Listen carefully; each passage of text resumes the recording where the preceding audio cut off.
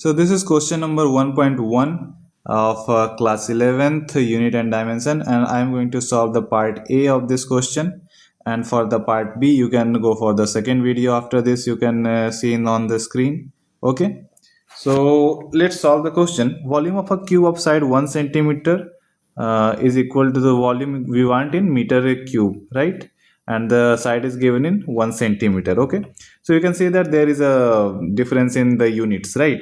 And you have to do the calculations, conversions. That what you have to learn in this chapter particularly, right?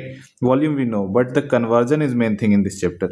So first of all, the step you have to follow for this is you have to first of all step 1, find the answer, and then you have to do the conversion, right? This basic step you have to follow, and you will get it more clearly that how easy this subject is, right? Second thing is the step how we are going to do conversion. We will learn in the while solving this question. So let's solve this question without any further delay. So volume of a cube of 1 centimeter, 1 centimeter, 1 centimeter of side, and in meter cube we have to find, right?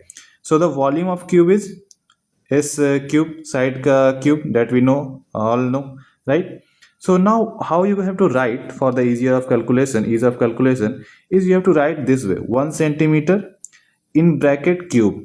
That will make your calculation easier. How? You have to just put this value 1 centimeter is equal to 0.01 meter in this place, and while solving this you have to do the cube, and 10 to the power minus 2 you have to write separately, and its cube, and then for unit similarly, and then cube, and then you have to solve it. This is a simple thing, and this is the way you have to always do the conversion for the ease of calculation, and it also give you more good answer and accurate answer, right?